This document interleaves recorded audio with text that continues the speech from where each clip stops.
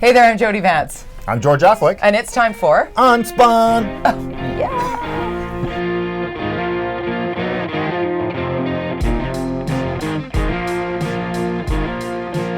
It's kind of what It's almost like a Batman.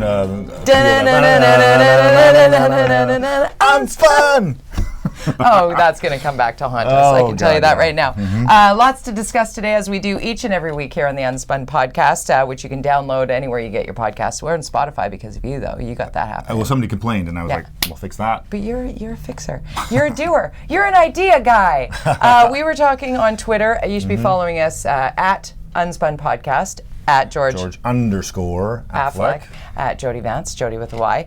But I was going back and forth on this topic of density and affordable rentals, and I mean, it's an ongoing dialogue, right? And I realized that I was living in a great example of gentle density that I think so many people would appreciate. Because you and I have talked about the difference between tower living and single family home living, and mine is somewhere shockingly in the middle, because I can't afford a big fat house.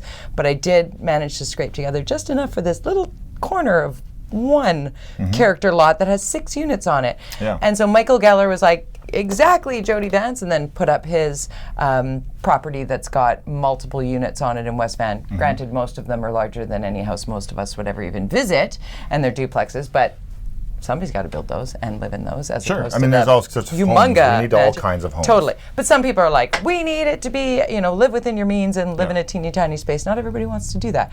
And you came up with this brilliant idea that I need you to explain to our audience. I'm sure people will say, that's never possible, but it's just an idea, because I've one of the things I often talked about when I was in office was how much property does the city own, and it's actually really difficult to figure out what property we own. And I do know we own a lot of single family home sites, because I know that a couple went for sale when I was in council that we sold on the market, just because these are little anomalies here and there in weird neighborhoods. I don't know why we own them. Sometimes they were donated. We don't know. There's lots of reasons. Sometimes they were bought for transportation purposes, whatever.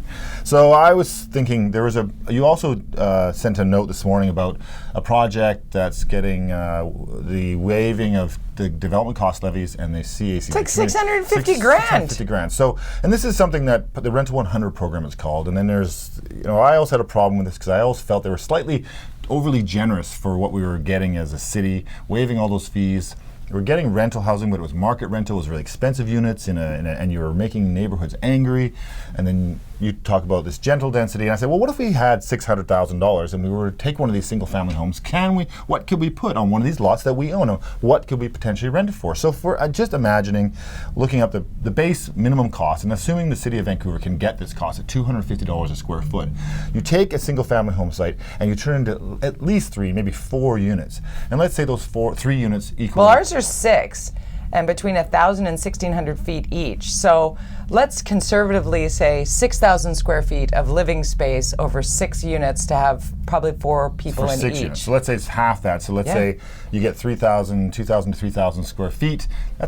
That will come in under $600,000 cost at $250 a square foot. Yep. So, and then to amortize that over 20 years would be a couple $1,000 a month. So you don't say this is what the taxpayers are subsidizing, a couple $1,000 a month, like a mortgage, but maybe it's mortgage free. And then the city can rent those for whatever. So they say they need to recover $2,000 a month. Imagine you've got 3 or 4 units and you rent them out for what, $500 a month? True affordable housing. In the meantime, speed up the process. Yeah. More than anything for those larger developments. For the big guys, they want speed. They want speed of process, and that's what the city is terrible at. Every second that it sits empty costs the developer money, right? That's the standoff. So enable the developers to build faster, the bigger stuff.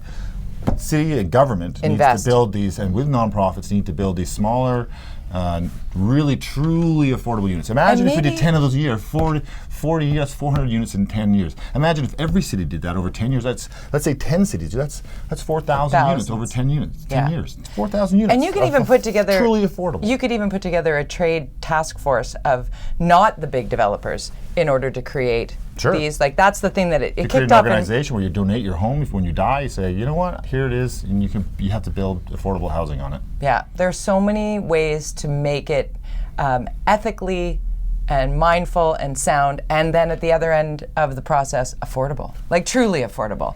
You can have George affordable at all Affleck for levels. mayor, people. Yeah. I look forward to hearing from people on this. I think they're going to say this is not possible. Maybe somebody can do what's called a pro forma on this and tell me how this would work. At but I think it's possible. George_Affleck. Unique ways to build. Let's build affordable housing, truly affordable housing, and get on it right away. That could be built in a year. Yes. That kind of unit. 1 year. And okay, here's a challenge for the people that are watching or listening right now, or the person saying, he doesn't know what he's talking about. If you're going to tweet at George_Affleck to tell him he doesn't know what he's talking about, have a solution. Yeah. Have a solution attached to your Agreed. naysaying, because I get like the inundation of naysay on some of my ideas. I'm like, well, option B, anyone? Exactly. Yeah. Exactly. Let's move along. It's the beginning of August 2019. Can't believe it. August means Pride Week. My first year in 8 years not being in a Pride parade, and I'm pretty happy about that. Why? Well, parades are weird as a politician, and I think you've been in. It's a weird experience to sit there and either stand on a float or walk in there, and you're waving at people, and people. It's important to do, and people really kind of get into it and they want to talk to you, but it's just not normal. It's not your jam. It's just kind of. But weird I mean, the experience. Pride Parade. If you're an attendee, and you go down and it's kind of like Mardi Gras. The beads get thrown and I like taking my kid I like taking my kid down there and he's like, whoa, what? Yeah. And I'm like, yeah. Bikes on bikes. Right. That's and this is happening. Always interesting. Yeah. It's fun. I've also attended a number of. And that's not me. That's actually it's a by thing. the way, it's a thing. It's totally a It's thing. not me just saying that. Oh. Yeah. I just want to make it clear. Oh my God! Somebody's right now head exploding at George. This is an organization. I'm not. So the street party though, not happening. Street party. This is the street funnest party. thing. Yeah. Again, math. I'm going. How could they not do this? You close off every Greek fest. They do these street parties. So they close off. They have these things. Pride had it for years and years. Friday night, you go down there and you have a beer. Granted, the process was really frustrating. They walled it off ticket that year, and it was this and like just- this. I'm thinking, how could you not accept? Let's say there's 10,000. Well, how many people show up at that? I don't know. 10,000. Lots. 3 drinks, $5 a drink. 100. You must be able to make $100,000 off this thing, and you can't. How could this not be happening? Because to me, that was the most funnest part of Pride was the street party. The street party beer garden with bands on both ends and all these people hanging out, and it was really fun. And then, but they kind of wrecked it a number of years. I'm not sure how many years ago, so excuse my lack of research on this. But all of a sudden, the permit came into play that they had to have fencing all the way around. So that's not it was contained. The case anymore, though. It's not. They actually the first Greek thing Fest doesn't do it. They do it in the alleys, right? Greek Fest creates some containment, but not much. Just so there's security checkpoints, so people can say what's in your Starbucks cup. Yeah. So that you have to buy the beer. So why can the Greek Fest do this? No problem. And Catalano days and hats off days and Pride can't. I don't get it. I don't know. Get on it. Come on, guys. Maybe there's something to do with the fact that it coincides with the celebration of light. That could be. I don't know. I really enjoy the whole Pride. My brother from another mother, so somebody who I call a cousin, grew up with, have known since we were toddlers, is married to his husband, Michael, and they live outside of Vancouver. Here, yeah, they're American. They live in California, but they actually came up here after 20 years of being together, or 15 years of being together. They got married here as soon as it was legal to marry here, and there's so much to be proud of. Pride is a real thing for us, particularly in this corner of the world, to be proud of as a community. How different it is when you even get one echo outside of the city, right? Yeah. We were talking about that. For me, it's personal because my brother from another mother comes to town to celebrate Pride every year because he's from here, now lives It's certainly not the border. time to end it. I think you mentioned there's a some tweet that people came out this morning. Somebody said, "Isn't it time to just move on?" Yeah, are we over it? But even in my last month in council, we did a conversion therapy motion. It was Councillor Stevenson, and then his was under 18, and I amended it and asked, let's make it for this illegal in Vancouver for anybody. Conversion therapy is when you try to, through many horrible drugs, to convert somebody from being gay to being straight. It's like a horrible process, and now they're talking about it federally, banning it federally. But that's an example of the fight's still going on. The fight is still going on. Of course, Pride has other fights that they like to pick, which is interesting. And tell me what you think about that, because we're talking Vancouver Public Library and UBC and the Conservative Party now. Well, the Conservative Party has said they're not going to go in Pride for their reasons, and Pride kind of attacked them for that. Yeah. But that's one thing, and that's kind of just weird. Headlining. Don't bully. Yeah. Okay, if somebody says they don't bully them. But I kind of, the whole issue of the VPL and Pride, that's fine. Vancouver Public Library allows free speech. That's their argument. This is what we do. Yeah. And Pride says, hey, we're an organization, and we say who gets to be in our parade and do whatever. So that's fine too. If you're just catching up on this story, it is important to note that the reason why UBC and the Vancouver Public Library are uninvited to take part as organizations.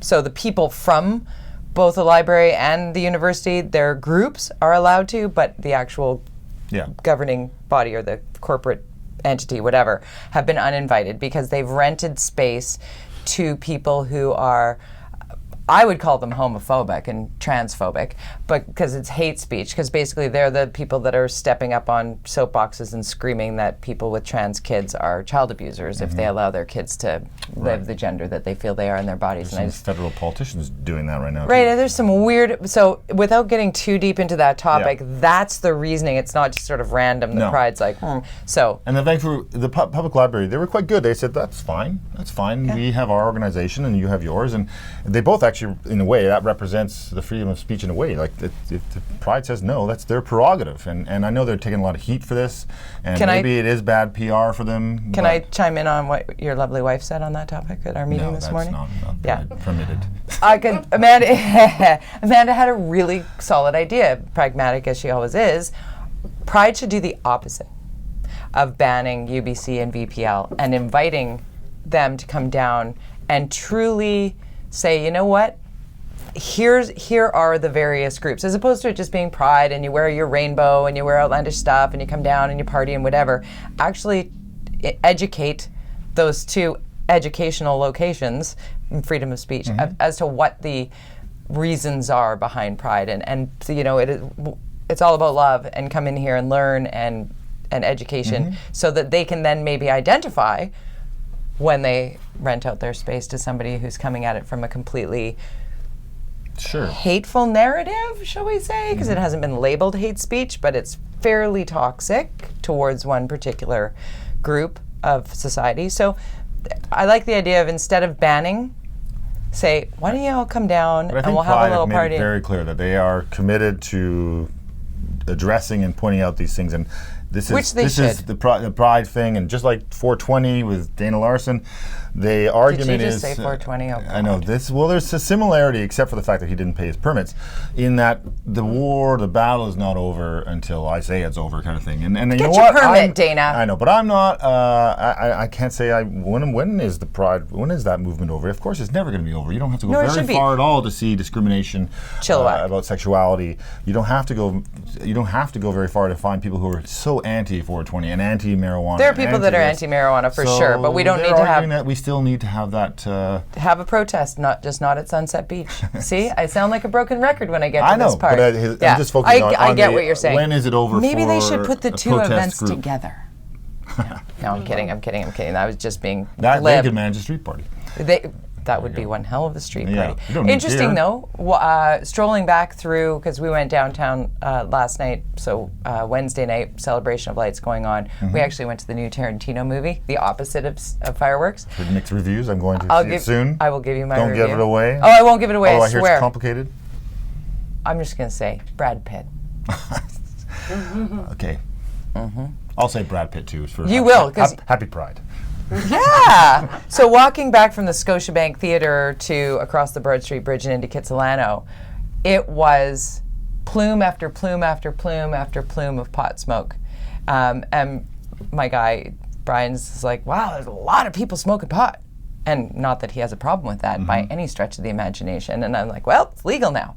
And so But smoking on the beach is not legal. No, but we weren't on the beach. Oh, were we? We were walking down, around. Okay. walking down Cornwall, then walking down 4th Avenue, walking up you just, because you can smoke them if you got them. It was different. Yes. Justin Trudeau, back to the Pride thing just for a moment, showed up at a gay bar, and it took over the headlines for a bit there. Is that a big deal? Should that be a big deal? I think it was surprising. I didn't know that this was the first time a Prime Minister had been in a gay bar. But he's been walking in Pride parades for years, as have others. Yeah, no, and that so it was kind of cool. Yeah. I mean, hey, why not? And he didn't announce it that he was going. It was found out, right? Did somebody found out by accident? I think it was just people sitting at the bar went, that's the Prime Minister. And he just walked in and said hi to people on the patio, and people pulled out their phones, and the video was captured and shared. Now let's get into City Council. It's councils. I think it's the 1 year. Yeah, we can go through all. Yeah, we've had a whole year now, first year of a bunch of new councillors and mayors. So they're unspin it for us. Well, I think there's been some standouts and some disappointments and some weirdness. We could start with Vancouver. It's kind of paralyzed in its structure. With, I think that Granville Street, we've talked about it several times. The Granville Street project, which got voted down. Yet this is a council that made clear when they all got elected, they all wanted to put housing as a top priority. Yet here comes a project. And the majority of them voted down. So, okay. And, they did the 2% tax shift, which is a big deal for businesses. That's a big deal. But they've been doing a lot of motions, but not a lot of things. I'll take the sewer one. The sewer, that's something that was pushed by John Cooper on Park Board. So, but that's still not going to, is it going to happen? We'll see in the next budget. But, they haven't really achieved, I think underwhelming, for sure. We couldn't get a hold of anybody when chunks of the Granville Street Bridge started falling. Yesterday, there was chunks of Granville Street Bridge falling on people, and they tried to reach communications, and not one of the 43 communications people got back to them, to the media. I don't know where they were. Where are they? You got to get back to the media, people. That's not cool, especially when there's chunks of things falling on people's heads. So then there's that's some an standouts. Infrastructure problem. Standouts outside of Vancouver, because I think we talk a lot about Vancouver. I know a standout. Okay, I think we all know who this is. Okay. The Brad West. The Brad Pitt of the Brad local Pitt of politics. Poco. Yeah, he'll love that. Yeah, Brad West has been first on the issue related to a commission on the money laundering. He was really hardcore on that, pushed that agenda really hard, and then he pushed the agenda of the latest one is the Chinese donation to UBCM. He's been hardcore on that one. As should be. And then I think he's been quite good in just basic infrastructure in the city, cleaning up messes here and there. Yeah. Hello, isn't that what you're supposed to do? And so I think he's been a definite standout. And a #1 fan of the UnSpun podcast. That's right. We'll tag you later. Hey, buddy. And then I say buddy, but we don't really even know each other that well. I just agree with so many of the things that he brings to the yes, table. I think he wants to be a guest on our show, but we don't allow guests. We don't have guests, but he wants to fill in for you whenever you go on vacation. I'm never going on vacation, Brad. He'll never give up his seat. But no, always available. There's an example of a politician who has a plan, gets it done, executes it, also has opinions on other things and forces it into the spotlight, and then it makes himself available to explain it. And we'll take calls, so the people are like, "What about blah blah blah?" Brad's like, kind of like Doug McCallum used to be like. Yeah. And now he's apparently not taking calls. Right. So Surrey has been the standout in a kind of crazy way in some ways. I mean, we. And now he's running for re-election. Well, sure. Sorry. Maybe. We'll see. That's 3 years from now. He came out with his 2 issues out of the gate: the SkyTrain canceling the landline or the LRT, and the police force. You talk. I got a drink. Okay. Well, I absolutely will be happy to talk here because it's also sort of tied into McCallum and Surrey. A lot of people saying that the problems with gang violence and what have you, perfect opportunity to introduce CCT cameras. Yes, CCTV. The only way you solve crimes on English television and the crime shows. Every time. Well, let's check the CCTV cameras. Dr. Foster. Crime solved. Crime solved.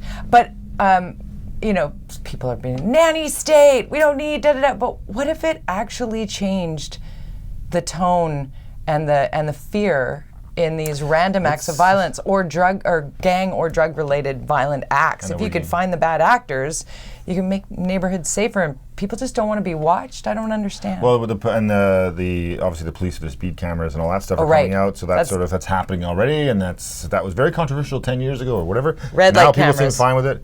Red light cameras and speed cameras. Speed cameras now. So, but I brought a motion forward actually related to this when I was in council. Tell me everything. It was related to that death, the murder that happened on Granville Street at a nightclub, outside the nightclub. It's still unsolved. There's some random kind of distance footage, but nothing was very clear. And Granville Street is it's getting a better. war zone. It's getting better, but this is, if you go down there on a Friday night, it's kind of crazy. And That's the world's biggest understatement. I'm going to unspin that.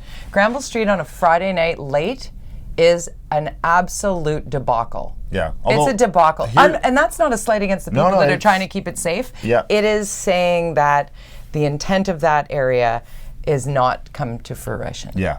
Is that agree. fair? However, Okay. I'm going to sidetrack because this stat came out yesterday. Oh, okay. That there used to be 13 nightclubs on Granville. Now there's only 6. Because millennials like pubs. Pubs, which is an interesting little, and so we'll see how that changes thing. But getting drunk at a pub is, I think there's music sometimes helps people not get as drunk, and so we'll see if that changes the shit show that is Granville Street.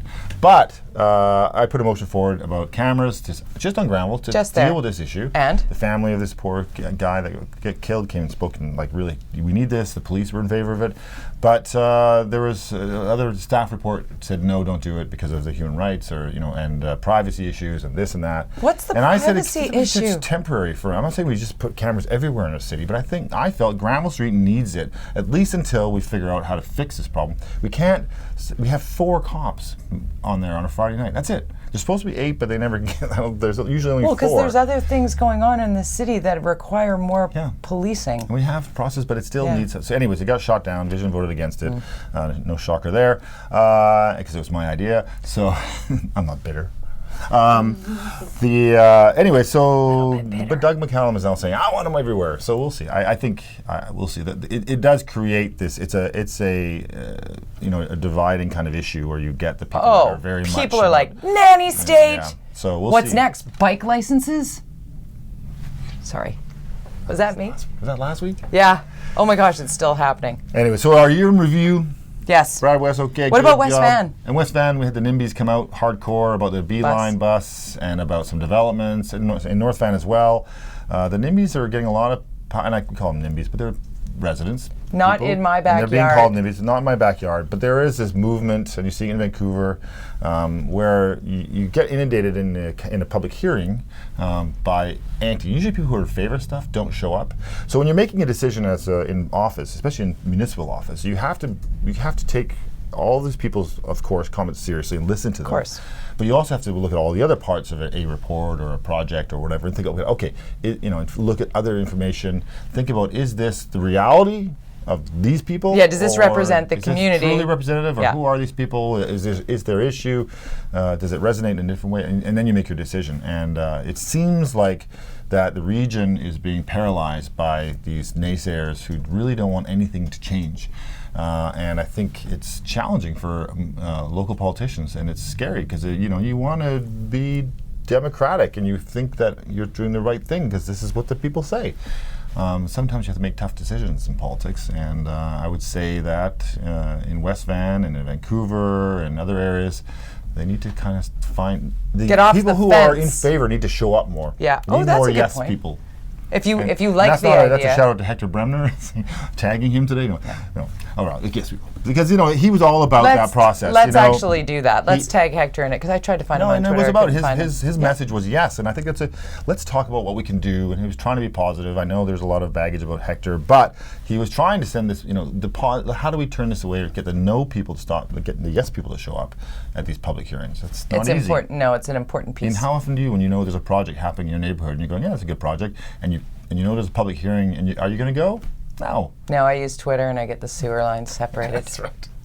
Or hot dogs in parks. Or hot dogs in parks, which are just, you know what, though it is a good point to the squeaky wheel, also gets the grease in the sense that if you like the project and you are seeing the pushback, and the pushback is loud, ever more reason to step up and have your say, but there's nothing more important than having your say with your vote. And too many people don't vote. Right. Municipally in particular. It's shocking to me how many people don't vote.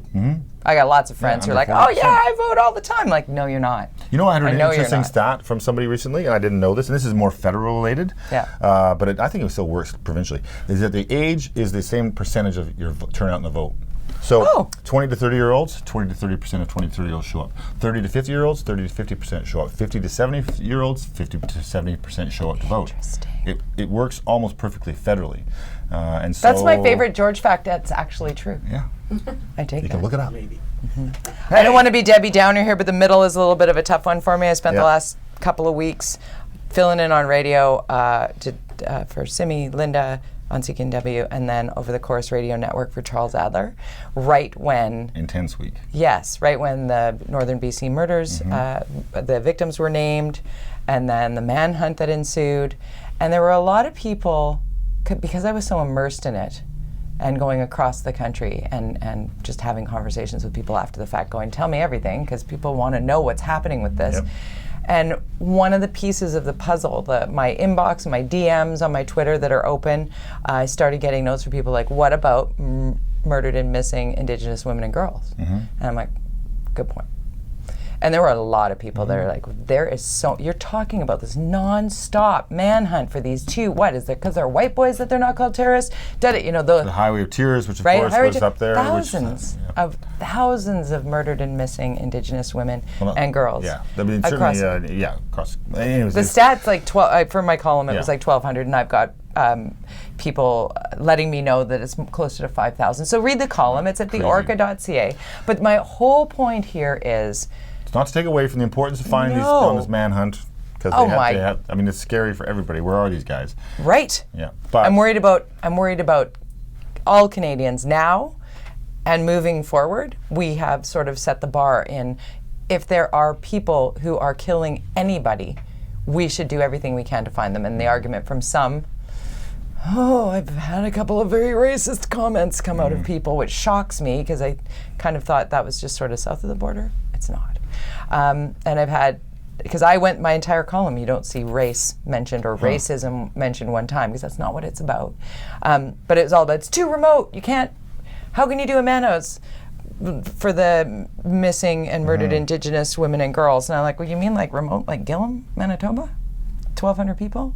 That's like way north. And even further north than that, York Landing, 464 people. That's where the searches have been. 150 homes. Yeah, that's where 150 homes, correct. Thank Yes. you. But there's a lot going around that story, and I just felt like I needed to put it out there. Yeah. So my column's not a rant, not telling anybody what to do. I'm just saying, have a read. Let me know what you think. And then look at the Facebook thread where one dude in particular just wouldn't let it go. And I was just like, Yeah. I'm gonna need you to stop now. Yeah, some people on Twitter. Some people on Twitter. Always want to hear all opinions and all sides, though, and I always share mine on a Wednesday, and sometimes on Thursday. And then, now we have Pride for the weekend, so let's get out of here and go enjoy the festivities, shall Let's we? go drink! That's it for me and George. Thanks.